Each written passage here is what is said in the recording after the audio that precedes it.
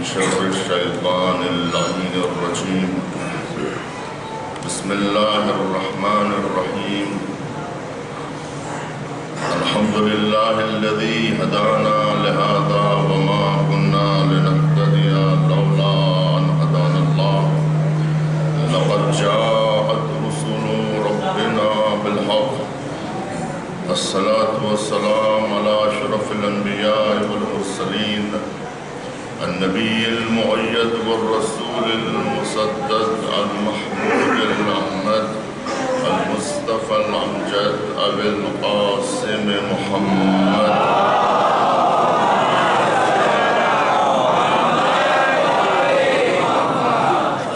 الصلاة والسلام على الطيبين الطاهرين الذين أذهب الله عنهم الرجس وطهرهم تطهيرا.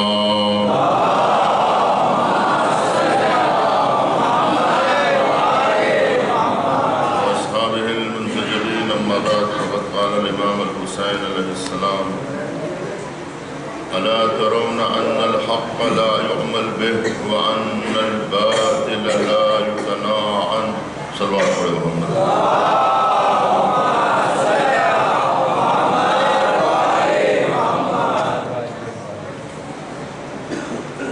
عزیزان ایمان،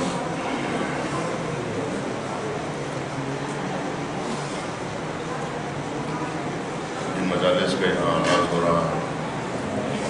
یہ مجالس اربعین حسینی سے بہت قریب ہے، لہذا کوئی ایک ایسا نیا عنوان جو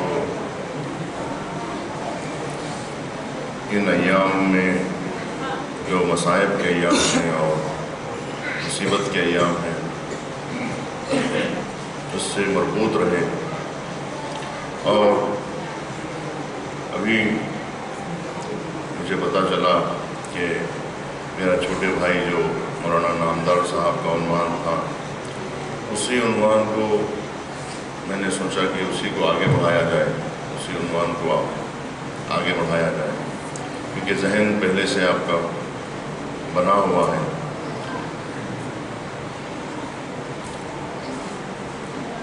کربلا شناسی اور کربلا سے متعلق جتنی گفتگو ہے اب بھی تازہ ہے. یعنی کربلا آج بھی آپ سنیں تو ایسے معلوم ہوگا جیسے کوئی نئی کربلا سن رہے ہیں، کیونکہ کربلا جب بھی سنتے ہیں ہمیں اس میں تازگی معلوم ہوتی ہے. کربلا کو سن کر انسان بور نہیں ہو جاتا.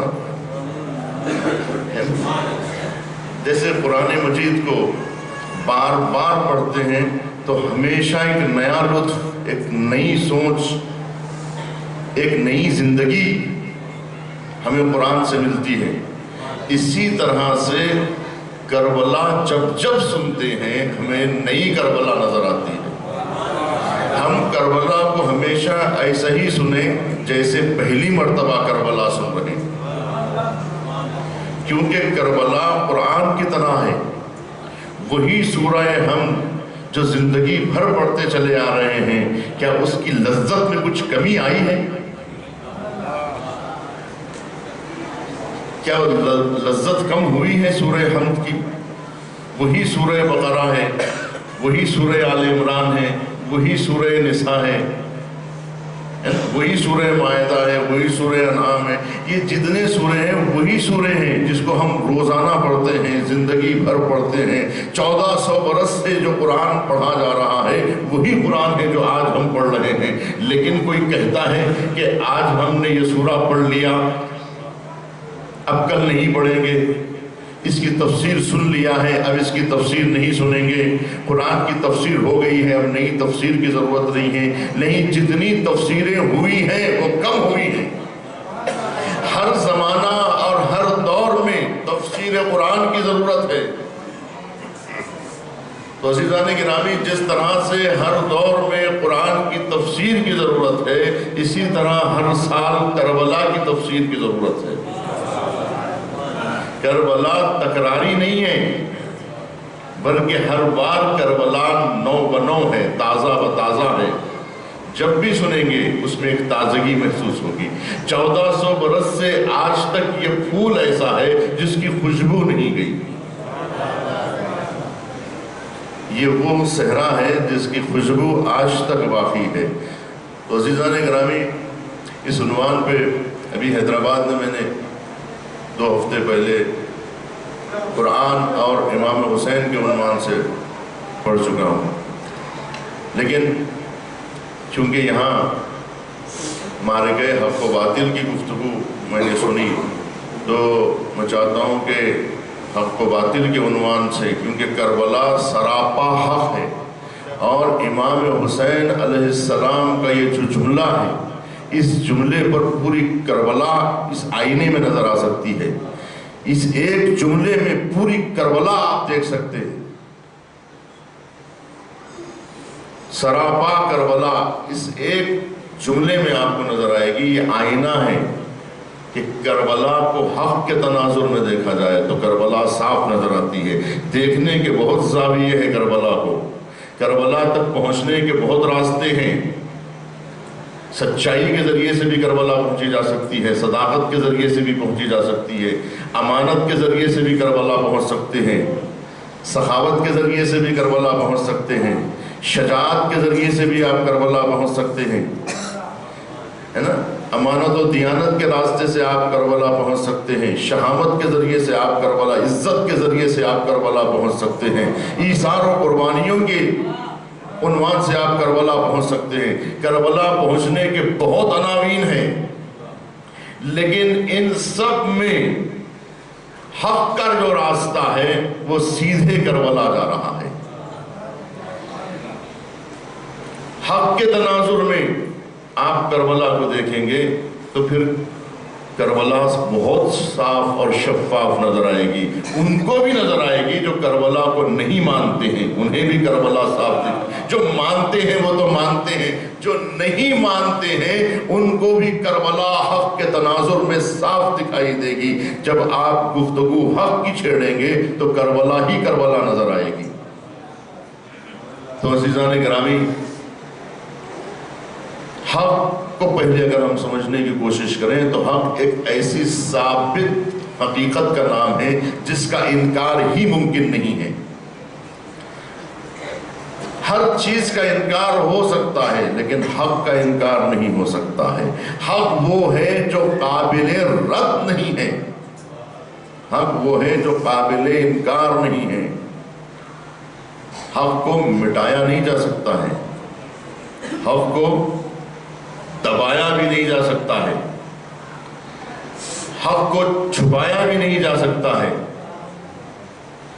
حق کے بیج کو اگر زمین میں دفن بھی کر دیا جائے تو بے قراری کے عالم میں سر اٹھائے گا، کیونکہ حق دب کے نہیں رہ سکتا، حق چھپ کے نہیں رہ سکتا۔ حق کو نیند نہیں آتی، حق فنا نہیں ہوتا، ہمیشہ حق جاگتا رہتا ہے۔ حق کے اندر زندگی ہی زندگی ہے، حق حیات ہی حیات ہے۔ حق ناقابل انکار حقیقت کا نام ہے جس کا رد آج تک نہیں ہو سکا ہے۔ اللہ حق ہے، افی اللہ شک، کیا اللہ کے اندر بھی شک کیا جا سکتا ہے؟ کیا اللہ کا بھی انکار کیا جا سکتا ہے؟ نہیں۔ حق وہ ہے جس کا انکار نہیں ہو سکتا ہے۔ قرآن حق ہے، لا ریب فی، جس میں شک کی کوئی گنجائش ہی نہیں ہے۔ جو حق ہوتا ہے وہ قابل شک نہیں ہوتا، وہ ناقابل رد ہوتا ہے، ناقابل انکار ہوتا ہے۔ اس کی خاصیت یہ ہے کہ جتنا اس کو دبائیں گے اتنا ابھرے گا، جتنا چھپائیں گے اتنا ظاہر ہوگا، جتنا مٹانے کی کوشش کریں گے اتنا ہی یہ اپنی حیات کا جلوہ دکھائے گا۔ ادھر سے چھپائیں گے ادھر سے ظاہر ہوگا، ادھر سے چھپائیں گے ادھر سے ظاہر ہوگا، ادھر غروب ہوگا تو ادھر طلوع ہوگا، ادھر طلوع ہوگا تو ادھر غروب ہوگا۔ یعنی یہ حق کا جلوہ ہے جو کبھی مشرق سے نظر آتا ہے، کبھی مغرب سے نظر آتا ہے۔ تو یہ چھپنے والی حقیقت کا نام نہیں ہے۔ وہ شمع کیا بجھائی جا سکتی ہے جسے اللہ روشن کرتا ہے۔ روشنی حق ہے، نور حق ہے اور نور کو پھونکوں سے بجھایا نہیں جا سکتا ہے نا. اللہ کا نور وہ ہے جس کی خاصیت یہ ہے کہ یریدون ان یطفئوا نور اللہ بافواہہم، یہ لوگ چاہتے ہیں کہ اللہ کے نور کو پھونکوں سے بجھا دیں، لیکن یہ بجھا نہیں سکتے، کیونکہ جس نور کو اللہ کامل کرے اس نور کو کوئی بجھا نہیں سکتا.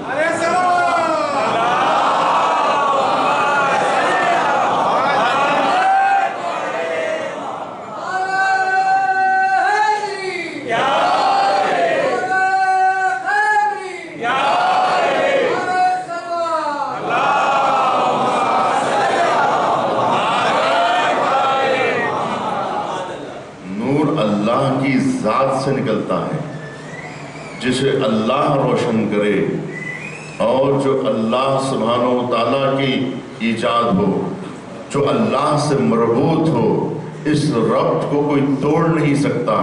اور یہ جو ربط ہے اللہ کی ذات سے، جتنے بھی دیکھیے جتنے بھی آپ حق دیکھ رہے ہیں، حق کا جلوہ دیکھ رہے ہیں، وہ ذات حق کا جلوہ ہے، اس الوجود کا کرشمہ ہے. جتنی موجودات آپ دیکھ رہے ہیں یہ الوجود سے سرازیر ہوئے ہیں، یعنی کوئی موجود ایسا نہیں ہے جس میں لفظ وجود نہ لگا ہوا ہو. زمین وجود رکھتی ہے، آسمان وجود رکھتا ہے، چاند وجود رکھتا ہے، ستارے وجود رکھتے ہیں، کہکشاں وجود رکھتے ہیں، ہے نا، سمندر وجود رکھتا ہے، موجیں وجود رکھتی ہیں، ہے نا، دریا وجود رکھتا ہے. یہ سب وجود، لفظ وجود ہر موجود میں لگا. کوئی موجود نہیں ہوتا جب تک کہ لفظ وجود اس میں نہ ہو. لفظ وجود نہ ہو، یہ لفظ وجود الوجود کا یہ نتیجہ ہے. کائنات لفظ وجود کا، الوجود ذات ربوبیت ہے، اسی کے جلوے کا نام ہے موجودات عالم. وجود حق سے یہ سارا نظام قائم ہے، اسی کے فیض سے یہ انتظام قائم ہے. وہ اور ہوں گے یتیمان مذہب و ملت، ہمارے سر پہ ہمارا امام قائم. صلوات پڑھیں محمد.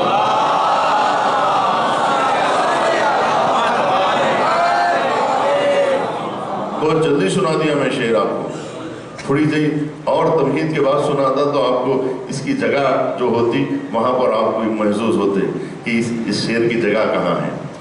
ابھی میں آپ کو آگے لے کے چلتا ہوں تاکہ اس شعر کی اصل جگہ آپ کو ملے کہ یہ سارے موجودات جو ہیں وہ حق ہے، حق ہے، لہٰذا قابل رد نہیں ہے، قابل شک نہیں ہے، اس پر کوئی شک نہیں کر سکتا.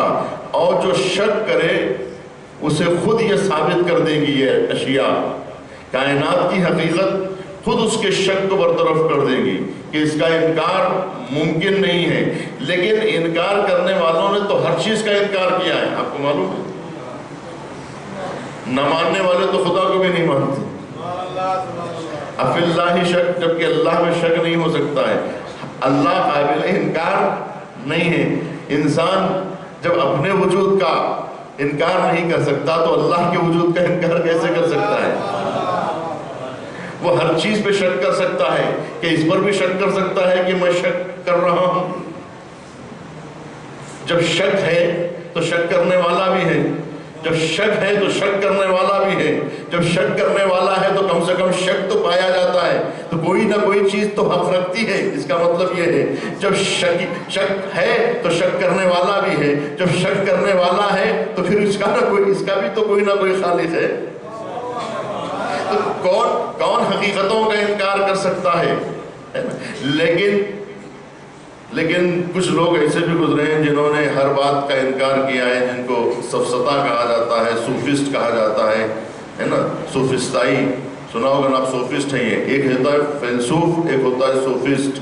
فیلسوف وہ ہوتا ہے جو کائنات کو حق مانتا ہے. صوفسٹ وہ ہوتا ہے جو ہر بات کا انکار کرتا ہے. جو ہر بات کا انکار کرے اس کو صوفسٹ کہا جاتا ہے. کہ صوفسٹ اصل میں صوفسٹ کس کو کہا جاتا تھا معلوم ہے؟ علماء کو صوفسٹ کہا جاتا تھا. صوفیہ علم کو کہتے ہیں. ہے نا. صوفسٹ اس کو کہا جاتا ہے کہ جو عالم ہوتے تھے، لیکن یہ عالم ہو کے جاہلانہ باتیں کیا کرتے تھے، اسی لیے ان کو جو ہے نا صوفسٹ کہا جاتا ہے، کیونکہ یہ اپنے کو عالم کہتے تھے لیکن بات جاہلانہ کیا کرتے تھے. اور فیلسوف کسے کہتے ہیں؟ وہ جو دوستدار علم ہے. فیلوسوفیا، فیلو یعنی دوستدار، صوفیہ یعنی دانش، اسی سے صوفیہ، صوفسٹ اسی سے صوفیہ، صوفیہ یعنی علم. فیلوسوفیا، فیلوسوفیا سے فیلسوف ہوا، اور اسی سے جو فلاسفر ہوا، اسی سے جو ہے نا تو فیلوسوفیا ہوا یعنی علم کے دوست. تو سقراط نے اپنے کو پہلی مرتبہ کیا کہا؟ میں صوفسٹ نہیں ہوں، میں عالم نہیں ہوں. عالم ہوں کے لوگ جاہلانہ باتیں کرتے ہیں. کہا میں عالم نہیں ہوں، دوستدار علم ہوں. عالم نہیں ہوں بلکہ دوستدار علم ہوں. یہ ہے انکساری، کہ جب علم آتا ہے تو انکساری آ جاتی ہے. اور جب علم بڑھتا ہے نا تو انکساری آتی ہے. لیکن جب علم چھوٹے مرحلے پہ ہوتا ہے تو تکبر ہی تکبر ہوتا ہے، غرور ہی غرور ہوتا ہے. جیسے جیسے علم آگے بڑھتا جاتا ہے ویسے ویسے، ورنہ وہ لوگ جو حقیقتوں کا انکار کر رہے تھے وہ بھی تو اپنے کو صوفسٹ کہہ رہے تھے، وہ تو اپنے کو پڑھا لکھا عالم کہہ رہے تھے، لیکن پڑھے لکھے جاہل بھی ہوتے ہیں. سبھی پڑھ لکھ کے عالم نہیں بنتے، پڑھے لکھے جاہل بھی ہوتے ہیں. پڑھے لکھوں میں دو قسمیں ہوتی ہیں، جو پڑھا لکھا ہی نہ ہو تو چھوڑ دیجئے. آپ جو پڑھے لکھے نہ ہو ان کو تو چھوڑ دیجئے. جو پڑھے لکھے ہوتے ہیں ان میں تقسیم کی ضرورت ہے. یہ مسکین صاحب کے لیے بھی ہے کہ بھئی جو کہتے ہیں کہ بھئی علماء ہی کو جو ہے ممبر پہ بٹھائیں گے، تو ٹھیک ہے آپ کی ایک بات کہ بھئی جو عالم نہیں ہے ان کو ممبر پہ نہیں بٹھائیں گے، یہ ایک مسئلہ حل ہوا. لیکن علماء میں بھی پھر دو قسمیں ہوں گی، ان کا بھی پھر خیال آپ کو رکھنا ہوگا. وہ تو بحث سے خارج ہو گئے، لیکن یہ اب یہاں سے پھر ایک نئی بحث شروع ہوگی کہ امامے والوں کی بھی دو قسمیں ہوں گی. پڑھے لکھے لوگوں کی بھی دو، جو پڑھے لکھے نہیں ہیں ان کو تو نوکری نہیں ملے گی، وہ تو ڈاکٹر ہی نہیں ہے جو پڑھے لکھے نہیں ہیں. اب جو پڑھے لکھے ڈاکٹر ہیں ان میں پھر دو قسمیں ہوں گی، ایک کمرشل ڈاکٹر ہوں گے، ایک مخلص ڈاکٹر ہوں گے. تو جو کمرشل ڈاکٹر ہوں گے وہ ان کو جان کی فکر نہیں ہوگی، ان کو مال کی فکر ہوگی. وہ ان کو جو ہے مرض بھگانے کی فکر نہیں ہے، مریض بھگانے کی فکر ہے. تو کچھ ڈاکٹر ایسے ہوتے ہیں جو مرض کو بھگاتے ہیں، کچھ ڈاکٹر ایسے ہیں جو مریض ہی کو بھگا دیتے ہیں. جو مریض کو بھگائے وہ کمرشل ڈاکٹر ہوتا ہے، جو مرض کو بھگائے وہ حقیقی ڈاکٹر ہوتا ہے.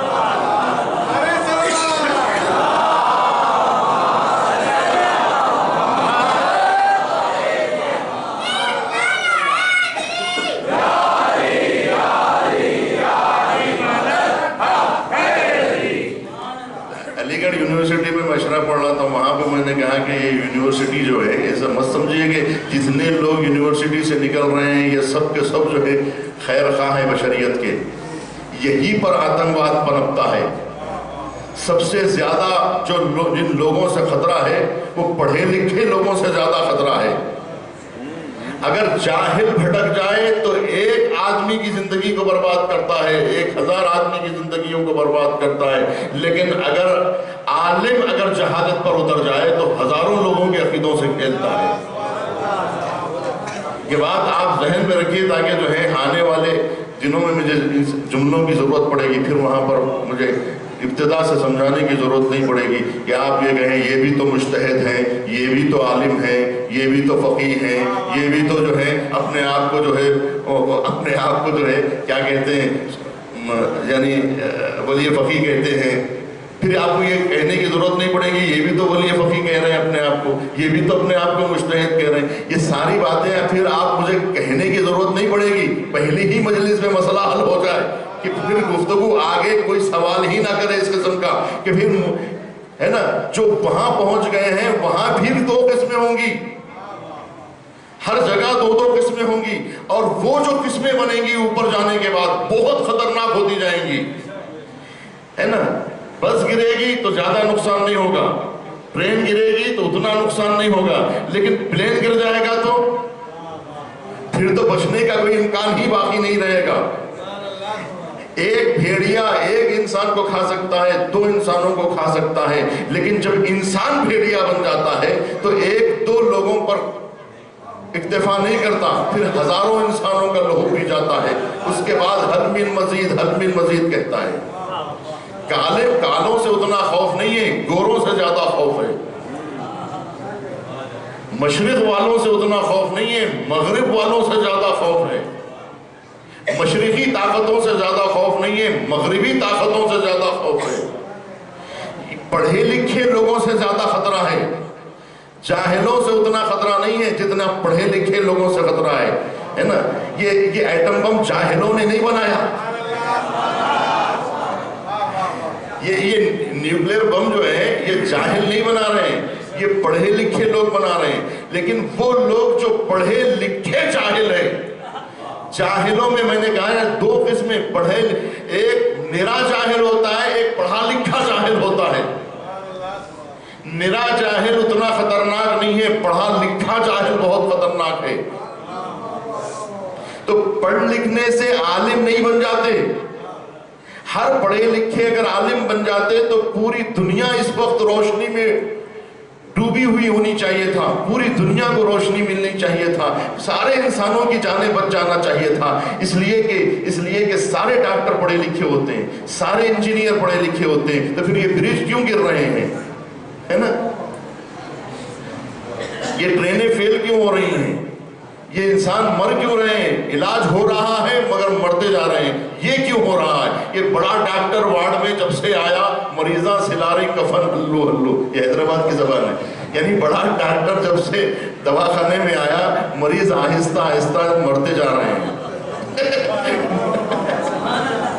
بڑا ڈاکٹر وارڈ میں جب سے آیا، مریض کو لوگ کہتے ہیں نا مریضاں یعنی جمع کتاب، ہاں یہ فارسی کی جمع ہے، کیونکہ حیدرآباد میں قطب شاہی دور میں ایرانی لوگ رہے ہیں نا، تو وہاں کی زبان میں آپ کو فارسی کے جملے بہت ملیں گے۔ یہ جمع فارسی کی ہے، کتاب ہا، بچہ ہا، اسی سے جو ہے مریضاں، مریض کی جمع جو ہے مریضاں نہیں ہوتا ہے، لیکن حیدرآباد میں ایسا ہوتا ہے۔ بڑا ڈاکٹر وارڈ میں جب سے آیا، مریضاں سلارے کفن ہلو ہلو، سمجھ رہے ہیں آپ؟ تو یہ بڑے ڈاکٹر کی خصوصیت ہو گئی، بڑے عالموں کی خصوصیت یہ ہو گئی ہے نا۔ تو منبر کو درست کرنا بہت ضروری ہے۔ کسی عالم نے کہا تھا کہ اگر محراب میں صحیح عالم نہ ہو تو 1 صف کی 2 صف کی نمازیں جائیں گی، ہے نا، لیکن اگر خطیب بگڑ جائے تو 10,000 انسانوں کے عقیدے بگڑ سکتے ہیں۔ لہذا منبر کو محفوظ رکھنا بہت بڑی بات ہے۔ مجلس پڑھنا بہت مشکل کام ہے، لیکن اسی کو بہت آسان کام بنا دیا گیا ہے۔ سب کہتے ہیں مجھے بھی آتا ہے مجلس پڑھنا، مجھے ہی آتا ہے مجلس پڑھنا۔ مجلس پڑھنا اگر بولنے کا نام ہے تو بولنا تو ہر ایک کو آتا ہے، کس کو بولنا نہیں آتا؟ آپ کو بولنا نہیں آتا ہے نا۔ بولنے کا نام مجلس پڑھنا نہیں ہے، بک بک کرنے کا نام مجلس پڑھنا نہیں ہے، بکواس کرنے کا نام مجلس پڑھنا نہیں ہے۔ مجلس پڑھنے کے لیے حق بیانی کی ضرورت ہے، اور حق بغیر جانے ہوئے حق بیان نہیں کر سکتے۔ تو پہلے حق کو جاننا ہے، حق کو پہچاننا ہے، پھر آپ کی نیت خالص ہو کہ ہم حق ہی بیان کریں گے، حق کے علاوہ کچھ نہیں بیان کریں گے، اور پورے 1 گھنٹے تک 1000 جملے نکلیں گے، اس میں سے 1 جملہ بھی حق کے خلاف نہ ہو، 1 لفظ بھی حقیقت کے خلاف نہ ہو سکتا ہے ایسا؟ بولنا کمال نہیں ہے، حق بولنا کمال ہے۔ آنکھیں تو سب کے پاس ہیں، دیکھتے تو سب ہیں، لیکن دیکھنا کمال نہیں ہے، حق دیکھنا کمال ہے۔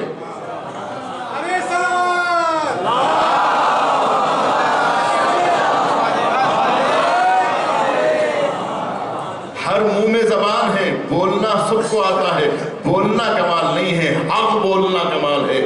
جو حق بولے وہ سمجھو بولنے والا ہے۔ یہ بولنا جانتے ہیں، کیا بولنا جانتے ہیں؟ حق بولنا جانتے ہیں۔ مجمع دیکھ کے بات نہیں کرتے، گراہک دیکھ کے پڑی نہیں بنتے، بلکہ جو بات حق ہے وہی کہتے ہیں، چاہے کسی کو پسند آئے چاہے کسی کو پسند نہ آئے۔ تو جو حق بولے سمجھو وہ بولنے والا ہے، جو حق دیکھے سمجھو وہ دیکھنے والا ہے، جو حق سنے سمجھو وہ سننے والا ہے، ورنہ جو کان نہ سنے قرآن کہتا ہے وہ بہرے ہیں۔ قرآن کہہ رہا ہے وہ بہرے ہیں، جبکہ وہ سن رہے ہیں، لیکن قرآن کہہ رہا ہے وہ بہرے ہیں۔ جو حق نہیں دیکھتے قرآن کہہ رہا ہے وہ اندھے ہیں، جبکہ وہ دیکھ رہے ہیں۔ کہا قلوب لا یفقہون بہا لہم اعین لا یبصرون بہا، ان کی آنکھیں ہیں لیکن وہ دیکھتے نہیں ہیں، ان کے پاس دماغ ہے لیکن سوچتے نہیں ہیں، دل ہے مگر سمجھتے نہیں ہیں، دماغ ہے مگر سوچتے نہیں ہیں، آنکھیں ہیں مگر دیکھتے نہیں ہیں، کان ہے مگر سنتے نہیں ہیں، زبان ہے مگر بولتے نہیں ہیں، زبان ہے مگر بولتے نہیں ہیں۔ ایسے انسانوں کو قرآن نے کہا کہ یہ انسان نہیں ہے، یہ جانور ہے، جانور سے بھی بدتر ہے۔ تو معلوم یہ ہوا ہر انسان انسان نہیں ہوتا ہے، کچھ انسان جانوروں سے بھی بدتر ہوتے ہیں۔ صلوات پڑھے محمد۔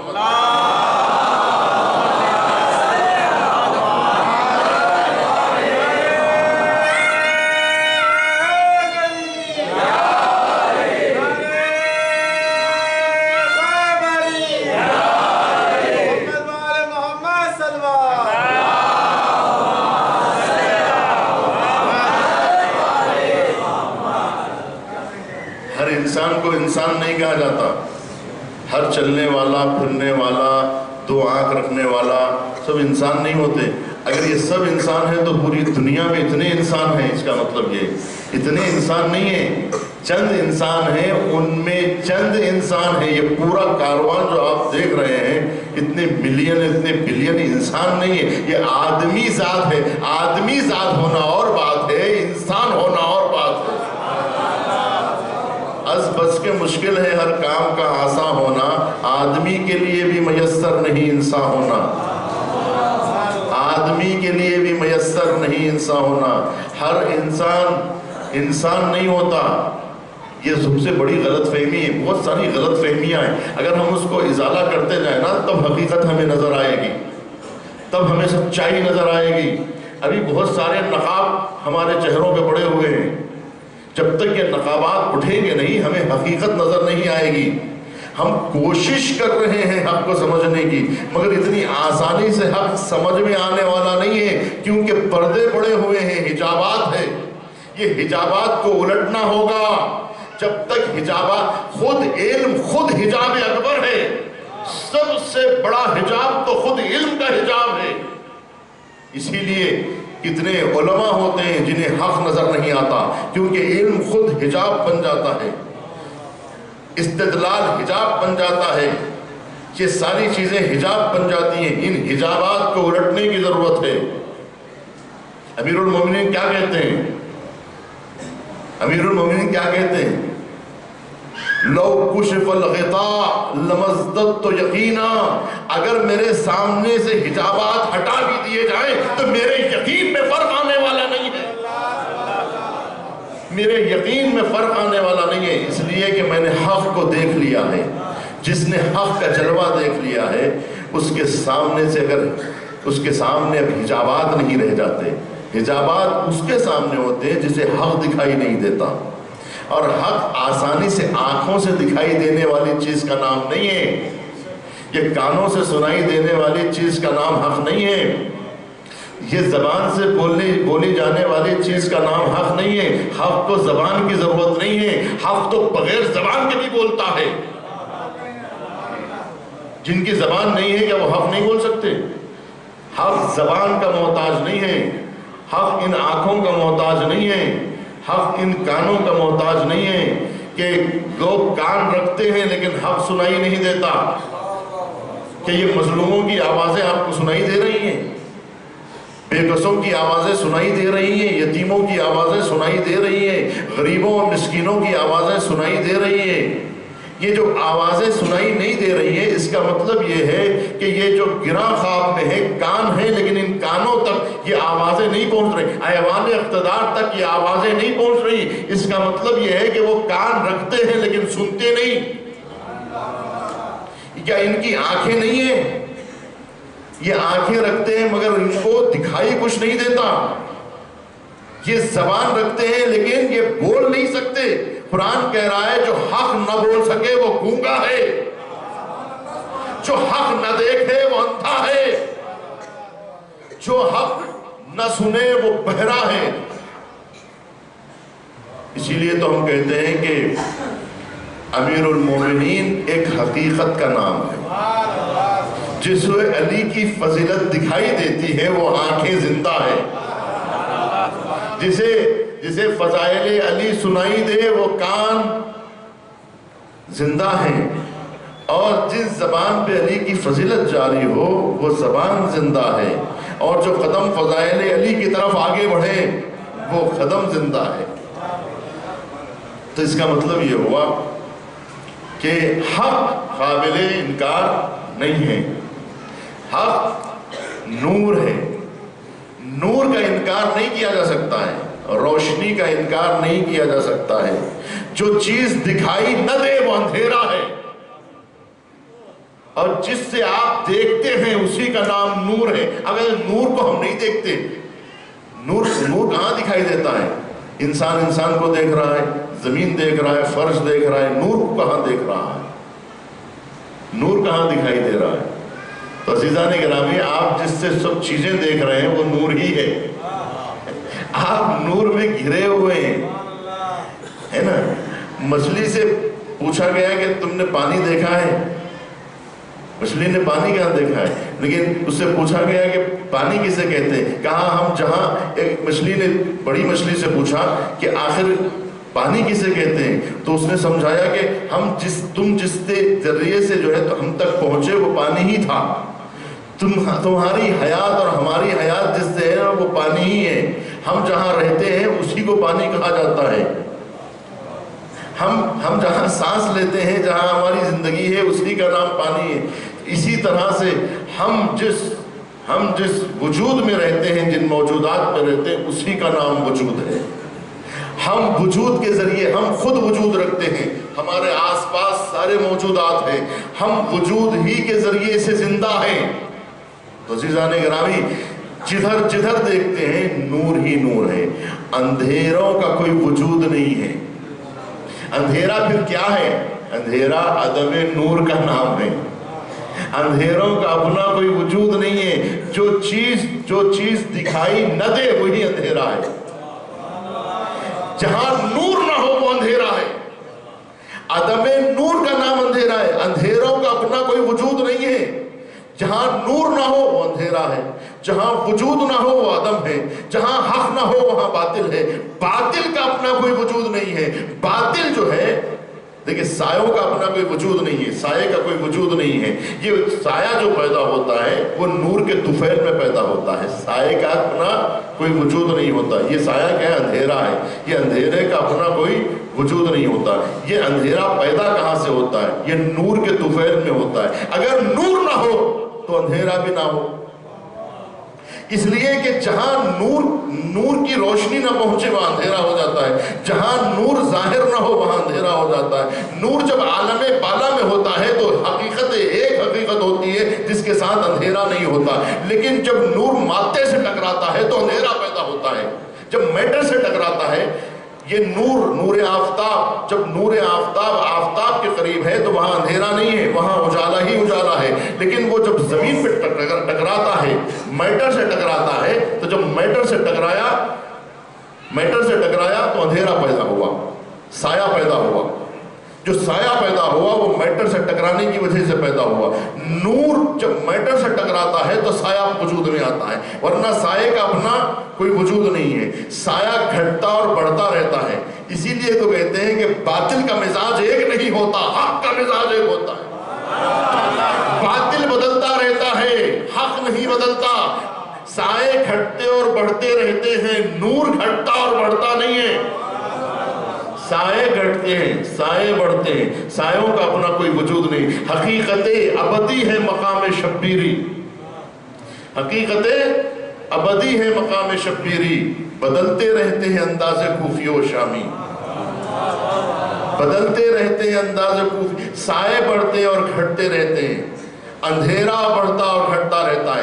تو عزیزان گرامی، ابھی یہ بات ایسے سمجھ میں نہیں آئے گی، اس کے لیے کئی مثالیں چاہیے۔ آپ کہیں گے اندھیرا بھی تو نظر آتا ہے، اندھیرا نور کے نہ ہونے کا نام ہے، جہاں چراغ نہ جلے اس کا نام اندھیرا ہے۔ اگر اندھیروں کا بھی اپنا کوئی وجود ہے تو آپ ان اندھیروں سے کہیے کہ یہاں روشنی ہے، چلے آؤ، روشنی میں چلے آؤ، تاکہ ہم روشنی میں دیکھیں کہ اندھیرا کیسا ہوتا ہے۔ اندھیروں کو اگر دیکھنا ہے تو روشنی میں آ کے دیکھیں کہ اندھیرا کیسا ہوتا ہے۔ آپ نے کبھی اندھیرا دیکھا ہے؟ روشنی میں لا کے دیکھیں تو اس کی حقیقت معلوم ہوگی۔ جب اندھیروں کو کھینچ کے روشنی میں لائیں گے تو دم توڑ دیں گے۔ کیوں دم توڑیں گے؟ اس لیے کہ ان کا کوئی وجود نہیں ہے۔ اگر اندھیروں کا وجود ہوتا تو نور کی موجودگی میں بھی آنا چاہیے تھا۔ نور کی موجودگی میں نہ آنا اس بات کی دلیل ہے کہ اندھیرے وجود نہیں رکھتے۔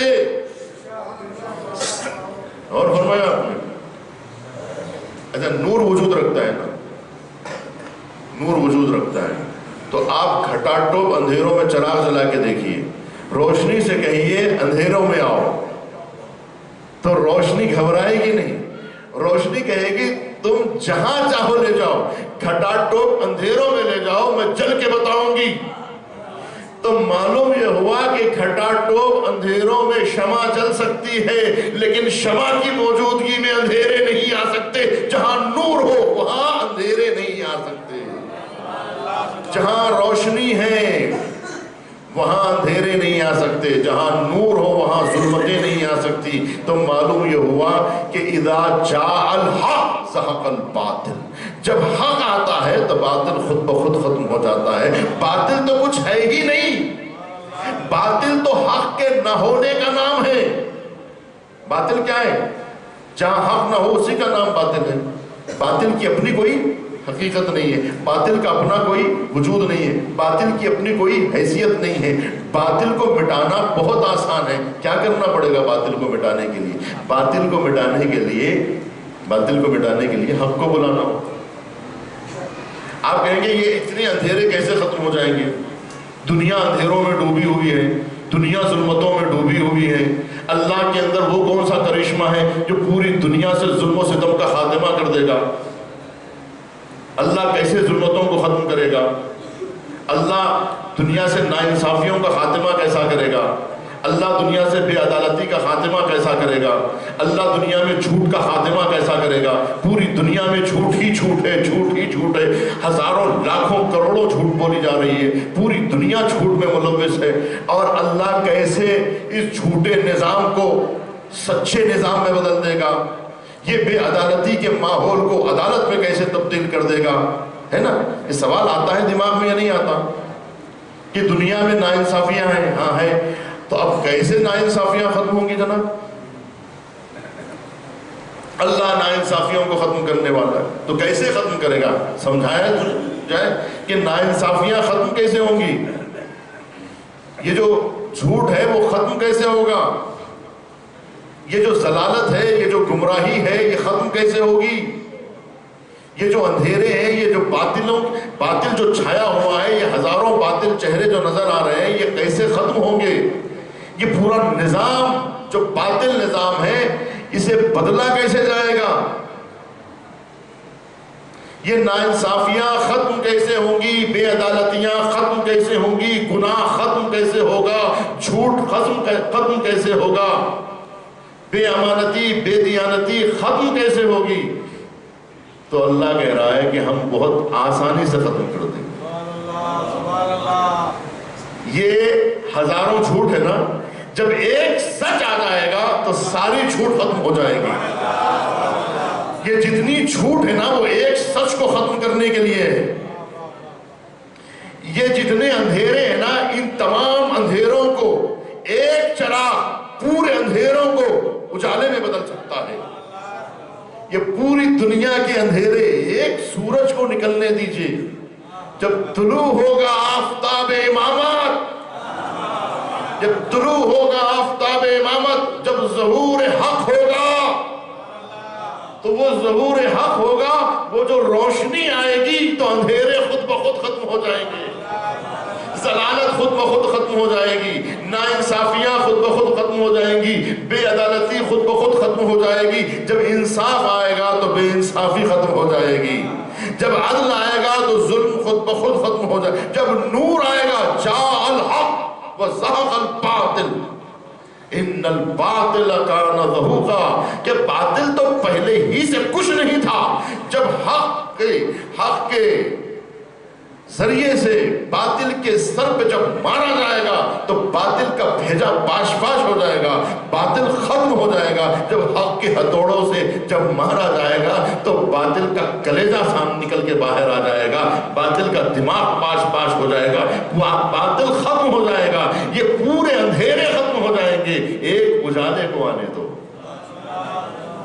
ایک شمع کو جلنے دو، ایک روشنی آنے دو، چراغ منیر، سراج منیر۔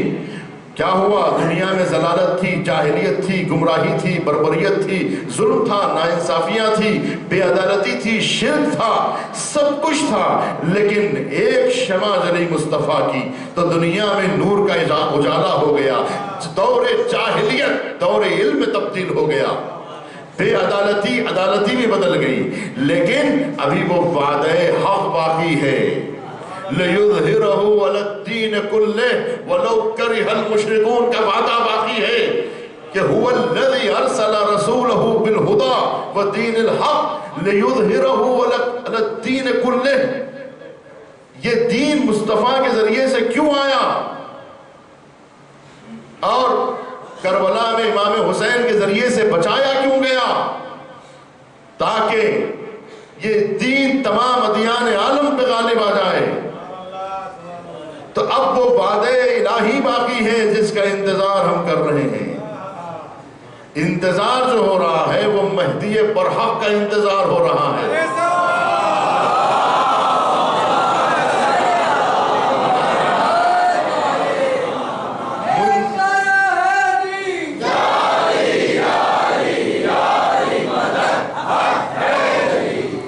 منتقم خون حسین آنے والا ہے۔ یا سار اللہ وابن سارہ والوتر الموتور۔ وتر الموتور کیا ہے؟ سار اللہ کیا ہے؟ سار اللہ اللہ کا خون، وابن سارہی خون خدا۔ یہ جتنے موجودات کی رگوں میں جو لہو دوڑ رہا ہے وہ لہو وجود کا لہو ہے، یہ اللہ کا خون ہے جو انسانیت کی رگوں میں، عالم کی رگوں میں، آفتاب و مہتاب کی رگوں میں جو دوڑ رہا ہے، کائنات کی رگوں میں جو خون دوڑ رہا ہے وہ خون الہی ہے۔ حسین کون ہے؟ خون الہی کا نام ہے، سار اللہ ہے، وابن سارے، ان کی رگوں میں خدا کا خون دوڑ رہا ہے۔ خون حیات کی علامت ہے، خون حیات کی علامت ہے۔ خون نہ ہو تو وجود خشک ہو جائے، ختم ہو جائے۔ زندگی خون کی وجہ سے ہے، خون نہ ہو تو حیات نہ ہو، خون نہ ہو تو زندگی نہ ہو۔ تو خون ہے جو رگوں میں دوڑ رہا ہے تو حیات، خون نہیں دوڑ رہا ہے، حیات دوڑ رہی ہے۔ جہاں جہاں پر خون پہنچے گا وہاں پر حیات نظر آئے گی، اور جہاں خون نہیں پہنچے گا وہ رگیں خشک ہو جائیں گی۔ اگر آنکھوں تک خون نہ پہنچے تو آنکھوں کی رگیں سوکھ کے آنکھ جھڑ جائے گی، کان تک اگر خون نہ پہنچے گا تو کان کی رگیں سوکھ جائیں گی۔ معلوم یہ ہوا کہ حیات کی علامت ہے خون، اور خون خدا کو کوئی طاقت ختم نہیں کر سکتی۔ اگر کوئی ختم کرنے کی کوشش کرے عزیزان گرامی، اس کا بدلہ جو ہے اتنی آسانی سے نہیں لیا جا سکتا ہے۔ والوتر الموتور، حسین وہ ہیں کہ جن کے قتل کا بدلہ نہیں لیا گیا ہے، حسین کے خون کا بدلہ نہیں لیا گیا ہے، امام حسین علیہ السلام کے خون کا بدلہ نہیں چکایا گیا ہے۔ ابھی منتقم خون حسین آنا ہے، منتقم خون حسین آنا ہے، وہ آ کے انتقام لے، ہے نا۔ پھر مختار نے جو بدلہ لیا تھا وہ کون سا بدلہ تھا؟ تو مختار نے جو بدلہ لیا تھا، مختار ثقفی نے جو بدلہ لیا تھا، کیا وہ بدلہ امام حسین کے قاتلوں کا بدلہ ہو چکا؟ کیا انتقام لیا جا چکا؟ کیا خون حسین کا بدلہ لیا جا چکا ہے؟ امام حسین کے خون کا بدلہ لیا جا چکا، ظالموں سے بدلہ لیا جا چکا ہے، کیا اب کسی بدلے کی ضرورت نہیں ہے؟ کیا مختار نے ہرملہ کا قتل نہیں کیا؟ کیا مختار نے شمر کا قتل نہیں کیا؟ تو سوال یہ پیدا ہوتا ہے کہ مختار نے جو بدلہ لیا ہے وہ بدلہ مختار لے بھی نہیں سکتے تھے، اس کے علاوہ جتنا مختار لے سکتے تھے اتنا ہی مختار نے لیا، اس سے زیادہ مختار کے بس کی بات نہیں تھی۔ مختار امام حسین کے جسم کا بدلہ تو لے سکتے تھے لیکن روح حسین کا بدلہ مختار نہیں لے سکتے۔ حسین شخص نہیں تھے، ایک شخص کا قتل نہیں ہوا ہے کہ ایک شخص کے بدلے میں شخص سے انتقام لیا جائے، کہ ایک شخص کا قتل ہوا ہے تو جس نے ایک شخص کا قتل کیا ہے اس سے قصاص لے لو، بدلہ پورا ہو جائے گا۔ ایک انسان کے بجائے میں دوسرے انسان کو مار دو، قتل پورا ہو جائے گا۔ مقتول کے قتل کا بدلہ قاتل سے لیا جا سکتا ہے لیکن حسین ایک شخص نہیں تھے، حسین تو شخصیت تھے۔ تو شخص کا بدلہ لیا گیا ہے، شخصیت کا بدلہ نہیں لیا گیا ہے۔ بدن حسین کا بدلہ لیا گیا ہے لیکن روح حسینی کا بدلہ نہیں لیا گیا ہے۔ جو نقصان معاشرے کو ہوا، حسین کیا تھے؟ حسین نور ہدایت تھے۔ نور ہدایت کو چھری کے ذریعے سے کاٹا جا سکتا ہے، تلوار کے ذریعے سے نور کو کاٹا جا سکتا ہے، نور کی لو کو کاٹا جا سکتا ہے۔ عزیزان گرامی، امام حسین علیہ السلام ہدایت کے چراغ تھے۔ یہ ہدایت کا چراغ سے جو دنیا کو معاشرے سے محروم کیا گیا ہے، وہ چراغ سے نہیں روشنی سے محروم کیا گیا ہے اجتماع کو۔ جن قاتلوں نے دنیا کو اندھیروں میں رکھا، اجالے کو چھین لیا معاشرے سے، اب ان کا ایک ایک بدلہ جو ہے وہ معاشرے میں جو بے عدالتی قائم ہوئی ہے، اس ایک عدالت کے جانے کی وجہ سے، ایک نور ہدایت کی جانے کی وجہ سے ہزاروں انسان جو گمراہی میں گھرے، اس کا بدلہ لیا جا چکا۔ معاشرے سے گمراہی کا بدلہ لیا جا چکا۔ دنیا میں جو ظلم و زیادتی پھیلی، ناانصافیاں پھیلی، بے عدالتی پھیلی، کیا اس کا بدلہ لیا جا چکا ہے؟ معاشرے کی ناانصافی کا بدلہ لیا جا چکا۔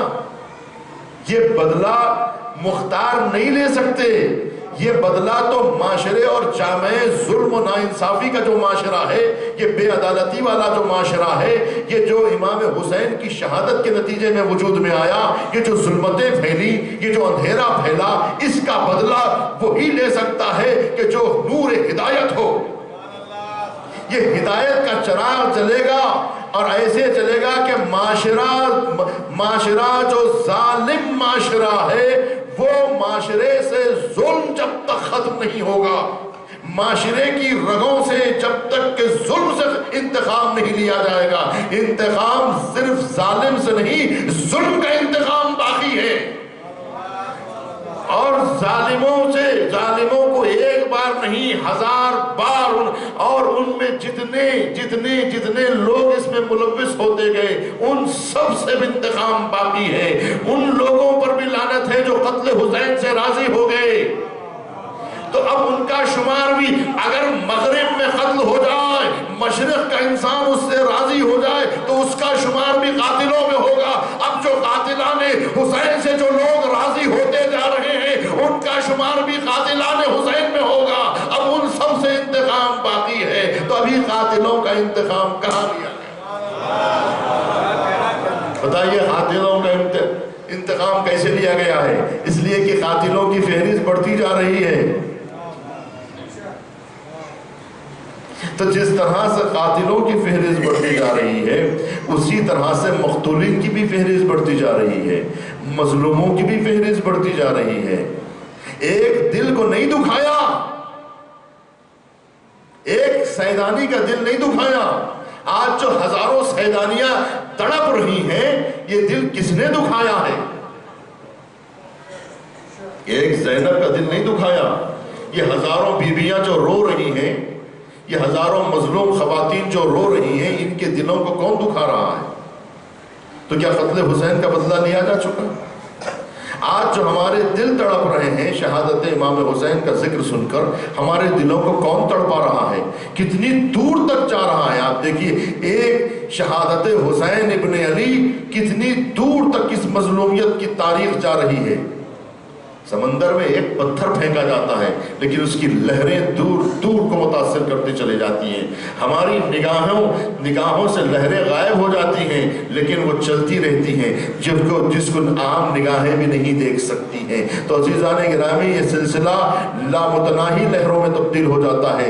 اسی طرح سے یہ قتل امام حسین، یہ شہادت عظمیٰ حسین ابن علی، آج دیکھیے ایک اسماعیل کی یاد جو منائی جاتی ہے، ایک جو دمبا ذبح ہوا تھا اس کی یاد میں کروڑوں دمبے ذبح ہوتے جا رہے ہیں، لیکن یاد خلیل کو ختم نہیں کیا جا سکتا ہے، اور ابراہیم علیہ السلام کے خلوص کا بدلہ نہیں دیا جا سکتا ہے۔ وہ جو محبت الہی میں جو امتحان دیا گیا تھا، اس امتحان کی یاد سینکڑوں سال تک منائی جاتی رہے گی، اور اس یاد کا فلسفہ یہ ہے کہ ہر دل میں وہ خلوص محبت ایجاد کرتا رہے گا۔ جو قربانی دیتا جائے گا خلیل کی، اس کے دل میں محبت خدا پیدا ہوتی جائے گی، محبت خالق پیدا ہوتی چلی جائے گی، شمع سے شمع روشن ہوتی چلی جائے گی، خلت خلیل ہر دل میں محبت خالق کو بھر دے گی۔ اسی طرح سے یہ شہادت ایک معجزہ ہے۔ آج جو ہزاروں انسان امام حسین علیہ السلام سے جذبہ شہادت لے کر جو اپنی جانیں قربان کر رہے ہیں، یہ اس ایک شہادت کا معجزہ ہے۔ کربلا معجزہ ہے، زندہ معجزہ ہے۔ آج بھی اگر کوئی کربلا سے معجزہ طلب کرنا چاہے، کربلا کا معجزہ دیکھنا چاہے تو دیکھ سکتا ہے۔ آپ کو ابھی کربلا پہ یقین نہیں ہے، اسی لیے میں نے ابتدا میں کہا تھا کہ کربلا کو ابھی آپ نے سنا نہیں ہے، سنا ہے، کانوں سے سنا ہے، لیکن ابھی دل کی نگاہوں سے سننا باقی ہے، ابھی روح کی حقیقت سے سننا باقی ہے، ابھی درک کرنے کی ضرورت ہے۔ ابھی آپ نے حق کو سنا ہے، حق کو دیکھنے کی منزل ابھی آئے گی، پھر حق کو محسوس کرنے کی ضرورت محسوس ہوگی۔ ابھی مرحلے باقی ہیں، ابھی بہت مرحلے باقی ہیں۔ ابھی ہمیں کربلا کو قریب سے دیکھنا ہوگا۔ ابھی تو صرف ہم نے سنا ہے کربلا صرف کانوں کے ذریعے سے سنائی گئی ہے، روح کی گہرائیوں میں اتاری نہیں گئی ہے۔ جب کربلا روح کی گہرائیوں میں اتر جائے گی تو کربلا حیات بن کر آپ کی رگوں میں دوڑے گی، تو پھر آپ دیکھیں گے تو کربلا کی نظر سے دیکھیں گے، آپ سنیں گے تو کربلا کے کان سے سنیں گے، آپ بولیں گے تو کربلا کی زبان سے بولیں گے۔ جب کربلا آپ کے وجود کا حصہ بن جائے گا، ابھی تو کربلا آپ کے ذہن میں ایک داستان بن کر رہ گئی ہے، ابھی وجود کا حصہ نہیں بنی ہے۔ عزیزان گرامی، کبھی میں نے آپ کو سامنے مثال دی، وہ علم جو اظہار کی شکل میں نہیں آتا ہے، وہ علم ہے کہ جو علم ذہن میں رہتا ہے، جو علم وجود کا پیکر کا حصہ نہیں بنتا۔ علم جب پیکر کا حصہ بن جاتا ہے تو اعضاء و جوارح سے ظاہر ہونے لگتا ہے، علم اعضاء و جوارح سے ظاہر ہونے لگتا ہے۔ علم صرف تخیلات کی زینت بن کے نہیں رہ جاتا، خیالات کا منبع بن کے نہیں رہ جاتا، بلکہ علم پورے وجود کا حصہ بن کر پیکر بن جاتا ہے۔ تو جب علم پیکر بن جاتا ہے، وجود میں تحلیل ہو جاتا ہے، تب اس کی آنکھیں علم دیکھتی ہیں، اس کا کان علم سنتا ہے، اس کی زبان علم بولنے لگتی ہے۔ یہ کب ہوتا ہے؟ کہ جب علم وجود کا حصہ بنتا ہے۔ اسی طرح سے حق وجود کا حصہ بنے، کربلا وجود کا حصہ بنے. کربلا کو تحلیل کرنے کی ضرورت ہے, اپنے جسم و جان میں حلول کرنے کی ضرورت ہے. ابھی کربلا کے نقش قدم پہ چلنا باقی ہے. ابھی تو کربلا داستانوں کی صورت میں سنی گئی ہے, کربلا کو کہانی کے طور پہ سنایا گیا ہے. جمعرات کے دن آپ نے مجلس کی, کربلا کو جمعرات کی شب جمعہ کی کہانی کے جگہ پر آپ نے کربلا کو سن لیا. عشر محرم میں کربلا کو سنا. یہ موسمی کربلا آپ نے سنی ہے, اور یہ موسم کے جانے سے آپ کی کربلا بھی چلی جائے گی. کربلا اگر عزاخانوں کی زینت بنے گی تو عزاخانوں سے عزاخانے جو مجلس ختم ہوگی تو پھر حسین بھی چلے جائیں گے. اگر حسین کو عزاخانوں تک محدود کر دیا, نہیں, جس طرح سے خدا مسجدوں میں محدود نہیں ہے, اسی طرح سے ذکر حسین بھی امام بارگاہوں میں محدود نہیں ہے. کربلا صرف عراق کی سرزمین پر نہیں ہے, کربلا تو ہر وجود کا حصہ ہے. کربلا ہماری قلب میں داخل ہے. جب کربلا ہمارے وجود کا حصہ بن جائے گی, کربلا ہماری یاد سے محو نہیں ہوگی. 40 کے ایام ہے نا, ایام عزا ختم ہو رہے ہیں. کتنی جگہ پر 40 کے بعد جو ہے وہ لال جھنڈا چڑھا دیا جاتا ہے. تو کیا لال جھنڈا چڑھا دیا جاتا ہے روزہ امام حسین پر 40 کے بعد, تو کیا اس کا مطلب یہ ہے کہ عزائے حسین ختم ہو گئی؟ کیا 40 کے بعد زیارت ختم ہو گئی؟ نہیں.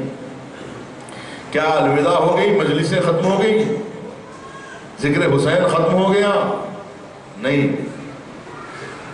اگر حسین ہمارے دلوں سے چلے جائیں گے, کربلا ہمارے وجود سے چلی جائے گی, تو پھر ہم کربلائی نہیں رہیں گے, کربلائی نہیں کہلائیں گے. اگر حسین ہمارے دلوں سے رخصت ہو گئے تو حسینی نہیں کہلائیں گے. تو کیا ہم صرف محرم میں حسینی ہیں؟ کیا ہم صرف محرم و سفر کے حسینی ہیں, یا پوری زندگی میں ہم حسینی ہیں؟ ہم جہاں جائیں گے لوگ ہمیں حسینی کہہ کے پکاریں گے. چاہے ہم سفر میں ہو تو حسینی, حضر میں ہو تو حسینی, میدان میں ہو تو حسینی, گھر میں ہو تو حسینی. ہم جہاں جائیں گے حسینی بن کے جائیں گے. ہمارے وجود کا حصہ حسین بن جائے, اس کے لیے ہمیں محنت کرنی پڑے گی. ایسا نہیں ہے اتنی آسانی سے کوئی حسینی نہیں بن جائے گا. اس کے لیے پہلے ذہن بنانا پڑے گا, دماغ بنانا پڑے گا, پھر دل کی گہرائیوں میں اسے قبول کرنا پڑے گا, پھر رگوں میں اتارنا پڑے گا, پھر ان رگوں کے ذریعے سے وجود میں دوڑانا پڑے گا, پھر آنکھ نورانی ہو جائے, کان نورانی ہو جائے, جب پورا وجود کربلائی ہو جائے. ایسا نہیں تو آپ کربلائی ہیں لیکن آپ کی آنکھیں کربلائی نہیں ہیں, آپ کربلائی ہیں لیکن آپ کی زبان کربلائی نہیں ہے, آپ کربلائی ہیں لیکن آپ کا وجود کربلائی نہیں. کیا ایسا ہو سکتا ہے؟ نہیں ہو سکتا ہے. تو عزیزان گرامی, آپ دیکھیے جو لوگ امام حسین کے ساتھ کربلا آئے تھے وہ کیسے لوگ تھے. آج ہماری ذمہ داری کیا ہے غیبت امام میں؟ امام غائب, میں آپ کو عرض کروں گا کہ اس وقت حاضر و ناظر ہے, غائب ہم ہیں. ہمارا وظیفہ ہے کہ ہم کربلا کو زندہ رکھیں. سب سے بڑا وظیفہ اس دور میں یہی ہے کہ کربلا زندہ رکھیں. کربلا زندہ رہے گی تو پھر منتقم خون حسین کی یاد زندہ رہے گی. آپ انتقام خون حسین کی تیاری کریں گے, لشکر بنے گا تو سردار لشکر آئے گا. جب لشکر نہیں بنے گا تو پھر سردار لشکر کیسے آئے گا؟ آپ کہہ رہے ہیں کہ سردار کہاں ہے, سردار کہہ رہا ہے لشکر کہاں ہے. آپ کہہ رہے ہیں سردار کہاں ہے, سردار کہہ رہا ہے لشکر کہاں ہے. میں کس کا سردار ہوں؟ جس کا لشکر نہیں اس کا سردار ہوں. آپ انہیں سردار کیوں کہہ رہے ہیں جب تک کہ آپ نے لشکر نہیں بنایا؟ پہلے لشکر بنائیے, اس کے بعد کہیے لشکر تیار ہے, سردار کہاں ہے؟ سردار تو موجود ہے ہمارے سامنے, آنکھوں پہ ہماری پردہ پڑا ہوا ہے, وہ ہم کو دیکھ رہے ہیں, ہم ان کو نہیں دیکھ رہے ہیں. تو ایک وقت آئے گا کہ پردہ اٹھے گا, پردہ ان کے وجود سے نہیں اٹھے گا, ہمارے آنکھوں پہ. حجابات ہمارے آنکھوں کے سامنے. عزیزان گرامی, جو لوگ کربلا آئے تھے امام حسین کو نہیں دیکھ رہے تھے, نہیں دیکھ رہے تھے, دیکھ رہے تھے, نہیں دیکھ رہے تھے. بتائیے دیکھ رہے تھے یا نہیں دیکھ رہے تھے؟ کیا دیکھ رہے تھے؟ حسین نظر آ رہے تھے ان کو؟ کیا امام نظر آ رہے تھے؟ حسین امام ہے نا، حسین ایک شخص کا نام ہے، حسین امام ہے، امام انس والجاں ہے، کائنات ان کے اختیار میں ہے، امام ہے۔ کیا اس امام کو دیکھ رہے تھے؟ کیا ان کی معرفت تھی؟ تو پردہ کس کی آنکھوں پہ پڑا ہوا تھا؟ دیکھنے والوں کی نگاہوں پہ پردہ پڑا ہوا، لشکر شام کی نگاہوں پہ پردہ پڑا ہوا تھا۔ وہ پردہ اٹھ نہیں رہا تھا، امام تو موجود تھے، دیکھنے والے نہیں تھے۔ عزیزان گرامی، امام موجود تھے، دیکھنے والی نگاہیں نہیں تھی۔ حق تھا، حق دیکھنے والا کوئی نہ تھا۔ امام موجود تھے، چاہتے تو زیارت کر لیتے، لیکن زیارت نصیب نہیں ہوئی۔ کیا شور کو ظاہر کہیں گے؟ ہمارے ساتھ کو ظاہر کہیں گے؟ خولی کو ظاہر کہیں گے؟ سنان ابن انس کو ظاہر کہیں گے؟ ہرملہ کو ظاہر کہیں گے؟ کیوں نہیں کہیں گے؟ زیارت معرفت کے ساتھ ہوتی ہے۔ کس کی زیارت کر رہے ہیں؟ جسے جانتے نہیں اس کی زیارت کیسے ہوتی ہے؟ امام ہے لیکن کوئی دیکھ نہیں رہا ہے کہ یہی امام ہے۔ ہاں، جو گناہگار نہ تھے ان کی نگاہوں پہ سے پردہ اٹھنا شروع ہو گیا، ظہور امام ہونے لگا، ظہور امام ہونے لگا۔ تو حر بن جاؤ تو ظہور امام ہوگا۔ ایک ہی تو حر نکلا تھا شام کے، ایسے حر چاہیے ہزاروں۔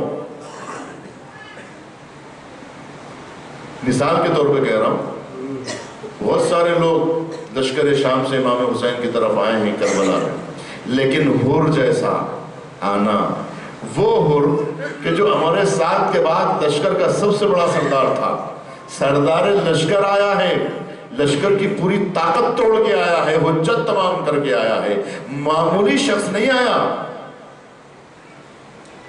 جو کم از کم 1000 سپاہیوں کا سردار مانا جاتا تھا، جب رسالہ بھیجا جاتا تو کم از کم 1000 آدمی سے کم کی بات حر کے لیے نہیں ہو سکتی تھی۔ وہ تو 20,000 اور 30,000 کے لشکر کا دوسرا سب سے بڑا سپاہی تھا کربلا، ہے نا، لشکر شام میں۔ لیکن آیا تو معمولی سا سپاہی بن کے آیا امام حسین کے پاس، سر کو نیوڑا کے آیا، سر جھکا کے آیا۔ حر کی نگاہوں کے سامنے سے پردہ اٹھنا شروع ہو گیا۔ تو آپ یہ مت سمجھیے کہ سارے لوگ حسین کو دیکھ رہے تھے، سب کو حسین دکھائی نہیں دے رہے تھے۔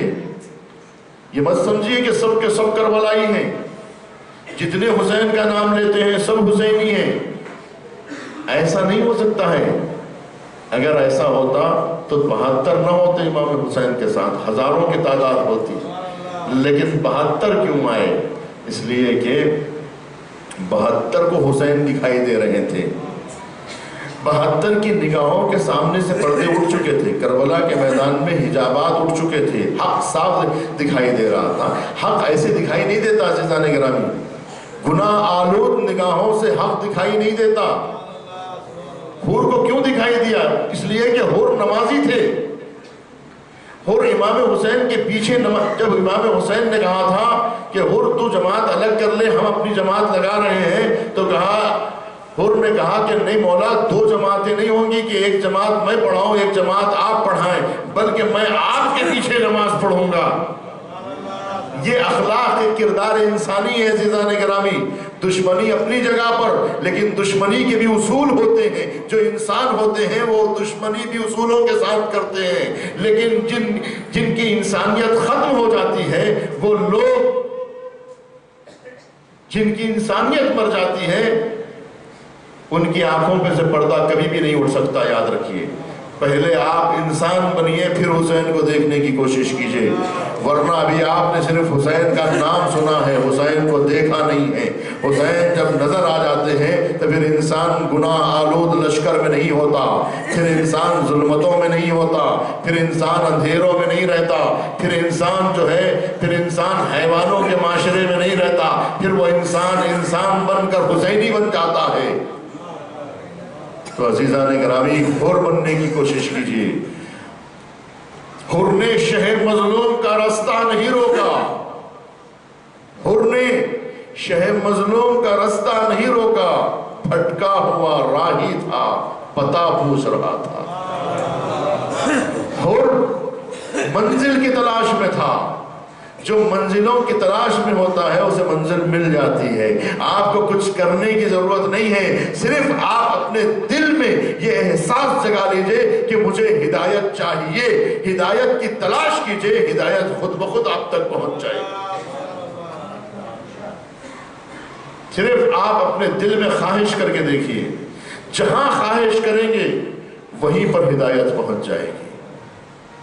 حر نے وہاں خواہش ظاہر کی تھی، وہیں پر حر روشن ہو گیا، زندہ ہو گیا۔ زندگی کربلا عزیزان گرامی مردہ انسانوں کو زندہ کرنے کا نام ہے۔ کربلا حیات جاویدانی ہے، کربلا موت نہیں ہے، حیات ہے۔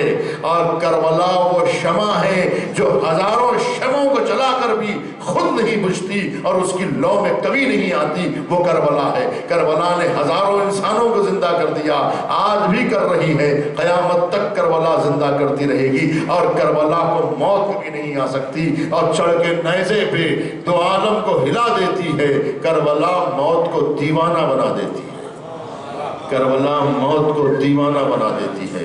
کربلا میں آنے کے بعد سر چکرانے لگتا ہے موت کا۔ کربلا ان حقیقتوں کا نام ہے۔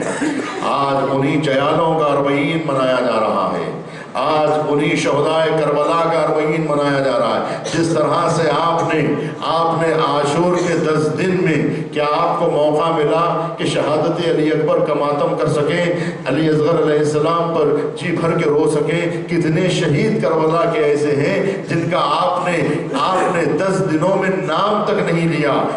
کیا 72 کا غم منایا آپ نے؟ جب 72 شہیدوں پہ رو نہ سکے پھر 72 کا اربعین کیسے منایا جائے گا؟ اب جو اربعین آ رہا ہے وہ صرف حسین کا اربعین نہیں ہے، وہ علی اکبر کا بھی اربعین منانا ہے۔ آپ کو قاسم کا بھی اربعین منانا ہے۔ ایک دن میں جب 72 شہید ہوئے ہیں تو پھر ایک ہی دن میں 72 کا اربعین بھی ہوگا۔ اب جو چہلم ہے صرف حسین کا چہلم نہیں ہے، عباس کا چہلم بھی ہے، علی اکبر کا چہلم بھی ہے، قاسم کا چہلم بھی ہے، اون و محمد کا چہلم بھی ہے، علی اصغر کا چہلم بھی ہے، قاسم کا چہلم بھی ہے، سب کا چہلم ہے ایک دن میں۔ تو کیا آپ منا سکیں گے ایک دن میں 72 کا چہلم منا سکیں گے؟ عزیزان گرامی، ایک روایت کہتی ہے کہ ہمارے شہر میں آج 8ویں امام کی شہادت منائی جاتی ہے، تو امام رضا غریب کو خراج پیش کرتے ہوئے ایک جملہ امام کا نقل کرنا چاہتا ہوں کہ جو فرش جب پہلی محرم کا دن آ جاتا تھا تو اس دن امام کیسے غم کا اہتمام کیا کرتے تھے، فرش عزا بچھایا کرتے تھے اور آنے والوں سے پوچھتے تھے تمہیں معلوم ہے یہ کون سا مہینہ ہے، تمہیں معلوم ہے آج کون سا دن ہے؟ آج آغاز محرم کا دن ہے۔ جب اربعین قریب آ رہا ہے تو ایک گریہ یہ بھی ہوتا ہے کہ یہ ایام عزا رخصت ہو رہے ہیں، یہ ایام ختم ہو رہے ہیں۔ تو محرم کا چاند نظر آتے ہی ایام عزا کا جو آغاز ہوتا ہے، جو فرش عزا بچھائی جاتی ہے، ہر روز امام حسین کا غم بلا ناغہ کیا جاتا ہے۔ تو امام رضا علیہ السلام اس کا اہتمام کیا کرتے تھے۔ ایک مرتبہ پوچھتے ہیں ابن شبیب هل كنت باقيا للشيء ان كنت باقيا للشيء فابق للحسین۔ کہا ابن شبیب اگر تجھے کسی بات پر رونا آتا ہے، کسی بات پر اگر تو رونا چاہتا ہے تو حسین ابن علی کو یاد کر کے رو لے۔ حسین ابن علی پہ گریہ کر لے، اس لیے کہ حسین تمام مظلوموں کے سردار ہے۔ کوئی غم امام حسین کے غم کی برابری نہیں کر سکتا۔ ہر غم آگے غم حسین میں تحلیل ہو جاتا ہے، پھر کوئی غم نظر نہیں آتا۔ کسی کا باپ دنیا سے چلا جاتا ہے تو کربلا والوں کو یاد کر لیا جاتا ہے، جب کسی کی بہن دنیا سے گزر جاتی ہے کربلا والوں کی یاد تازہ ہو جاتی ہے، کبھی کسی کا بیٹا مر جاتا ہے کربلا والوں کی یاد تازہ کر لی جاتی ہے۔ اس لیے کہ کربلا میں امام حسین نے ہر غم برداشت کیا ہے، بھائی کی جدائی برداشت کی، بیٹوں کی جدائی برداشت کی، بھتیجوں کی جدائی برداشت کی۔ غم حسین میں آ کے ہر غم مل جاتا ہے۔ عزیزان گرامی، جس طرح سے امام حسین اور جناب زینب کی محبت اور ان کے درمیان میں پائی جانے والی الفت یادگار ہے کہ زینب بغیر حسین کو دیکھے نہیں رہ سکتی تھی۔ کبھی کوئی دن ایسا نہیں گزرتا کہ جب زینب حسین سے جدا ہو جائے۔ یہی وجہ ہے کہ جب امام حسین مدینہ چھوڑ رہے تھے تو جناب زینب نے کہا تھا کہ بھیا کوئی دن تم نے ایسا دیکھا ہے جب تمہاری زیارت زینب نہ کرے؟ تمہاری جدائی زینب برداشت نہیں کر سکتی، جب تم جدا ہو جاؤ گے اسی دن زینب کی موت ہو جائے گی۔ زینب کی موت اسی دن ہو جائے گی جس دن زینب کو یہ خبر ملے گی کہ اب حسین دنیا میں نہیں رہے۔ چنانچہ شب عاشور جب امام حسین نے کہا تھا بہن کل ہم بھی تم سے رخصت ہو جائیں گے، تب زینب اتنا روئی کہ غش کھا گئی، یہاں تک کہ زینب بے ہوش ہو گئی۔ کہا بھیا کربلا میں علی اکبر شہید ہو جائیں گے، میں نے سنا یہ قاسم اور محمد آپ سے فدا ہو جائیں گے، کیا آپ کی جان بچ جائے گی؟ آخر میں کہتے نہیں بہن کل ہم بھی تم سے جدا ہو جائیں گے۔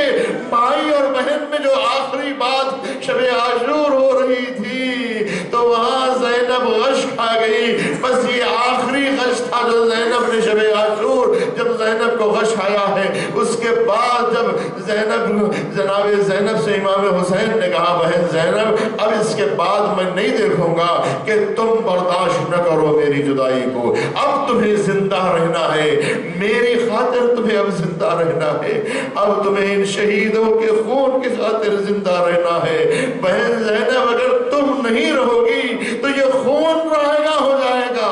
بہن زینب تمہاری حیات بہت ضروری ہے، تمہارا رہنا بہت ضروری۔ یہی وجہ ہے وہ زینب جو جدائی حسین کا ذکر کر کر شب عاشور غش کھا جائے، وہ شام غریبہ میں غش نہیں کھاتی ہے۔ کوئی روایت بتا دیجئے کہ زینب کو شام غریبہ میں غش آ گیا ہو۔ زینب اب غش نہیں کھائی، اس لیے کہ امام حسین نے ایسا ہوش دلا دیا کہ بہن زینب تمہیں ہوش میں رہنا ہے، اپنے حواس نہیں کھونا ہے۔ بہن کل کربلا کے میدان میں تم میرے حواس بھی دیکھنا، صبح ہوگی پوری شام ایک ایک لاشے پہ پہنچوں گا، حسین کو کبھی غش کھا کے گرتا ہوا تم نہیں دیکھو گی، ورنہ دشمن کبھی ہو جائے گا کہ دیکھو حسین کمزور پڑ گئے، دنیا حسین کو کمزور دیکھنا چاہتی ہے۔ بہن کل دیکھنا شجاعت حسین کا منظر دیکھنا، یہی ایک حسین ہوگا جو کبھی قاسم کے لاشے پہ نظر آئے گا، یہی حسین ہوگا جو اون محمد کے لاشوں پہ نظر آئے گا، یہی حسین ہوگا جو بھتیجوں کے لاشوں کو کاندھوں پہ اٹھا کے لے کے آئے گا، یہی حسین ہوگا جو دونوں ہاتھوں سے میت اٹھائے گا، کڑیل جوان کے لاشے کو اٹھائے گا۔ حسین نہ اکبر کے لاشے پہ غش کھائے نہ قاسم کے لاشے پہ غش کھائے، حسین جب جب لاشوں پہ پہنچ رہے تھے حسین کی ہمت میں اضافہ ہو رہا تھا، طاقت میں اضافہ ہو رہا تھا، اطمینان حسین میں اضافہ ہو رہا تھا۔ ورنہ آپ بتائیے کسی کو آپ نے دیکھا کہ کوئی ضعیف باپ جوان کے لاشے پر آئے اور آنے کے بعد اس میں اتنی ہمت ہو کہ وہ نونہال کی میت بھی اٹھا سکے، جو کڑیل جوان کے لاشیں پر آتا ہے، ابھی دیر بھی نہیں گزری، ابھی ایک مہینہ بھی نہیں گزرا، ایک دن بھی نہیں گزرا، ایک رات بھی نہیں گزری، ابھی چند گھنٹے بھی نہیں گزرے کہ ادھر لاشا علی اکبر کا لے کے آئے، تھوڑی دیر تھی گزری تھی کہ پھر علی اصغر کا لاشا لیے حسین خیمے میں آئے۔ کتنے لاشیں حسین لے کے خیمے میں آئے، حسین ابن علی کی ہمت نہیں ٹوٹی۔ عزیزو، دن حسین کا تھا لیکن شام غریباں جناب زینب پر گزری۔ دن میں حسین کا سجدہ تھا، جلی ہوئی قناتوں میں زینب نے سجدے کیے، جلی ہوئی قناتوں میں زینب نے سجدے کیے۔ جناب زینب شام غریباں ایک ایک بیوی کو سنبھالتی رہی، ایک ایک بچی کو سنبھالتی رہی۔ یہی زینب جس نے جدائی کا ذکر سن کر زینب پر غش طاری ہو گیا تھا، وہی زینب جب طلع زینبیہ سے وہ منظر دیکھتی ہیں عزیزان گرامی، کوئی بہن وہ منظر نہ دیکھے، اس منظر کی جب یاد آ جاتی ہے تو انسان اپنے ہر غم کو بھول جاتا ہے۔ جب ہم ذکر کرتے ہیں جناب امام رضا اور ان کی بہن کا ذکر کرتے ہیں تو ہمیں کربلا کی یاد پھر دوبارہ آ جاتی ہے۔ جس طرح سے ہم معصومہ خم کی یاد مناتے ہیں، کہتے ہیں کہ جس طرح سے زینب و امام حسین کے درمیان میں محبت و الفت تھی، ایسی محبت پھر پیدا ہوئی ہے تو معصومہ خم اور امام رضا کے درمیان میں پیدا ہوئی تھی۔ لیکن بہن کہتے ہیں کہ وہ منظر نہیں سن سکتی تھی، وہ برداشت نہیں کر سکتی تھی۔ میں کہوں گا معصومہ، آئیے آپ اپنے بھائی کی جدائی کو برداشت نہیں کر پاتی اور یہ کہتی ہے وہ منظر نہیں دیکھ سکتی کہ میرا بھائی زہر دغا سے متاثر ہو کر جسم کو زمین پر ایڑیاں رگڑتا ہوا، میں اپنے بھائی کو نہیں دیکھ سکتی، میں اپنے بھائی کو اس طرح سے عالم غربت میں دم توڑتی ہوئی نہیں دیکھ سکتی۔ بھائی سے اتنی محبت ہے کہ اپنے بھائی کو دم توڑتا ہوا نہیں دیکھ سکتی۔ میں کہوں گا معصومہ، آئیے جناب زینب کو دیکھیے کہ طلع زینبیہ سے وہ منظر زینب نے دیکھا۔ آواز ابناسا، میرا ماں جایا 3 دن کا بھوکا حسین ذبح کیے جا رہے ہیں، تو کھڑا دیکھ رہا ہے۔ ایک مرتبہ امام حسین کا اشارہ ملتا ہے، زینب خیمے میں پہنچتی ہے اور محسوس ہوتا ہے کہ اب زمین کو جھٹکا لگ رہا ہے، سیاہ آندھیاں چل رہی ہیں۔ اسی درمیان آواز گونجنے لگی، قد قتل الحسین بکربلا، قد ذبح الحسین۔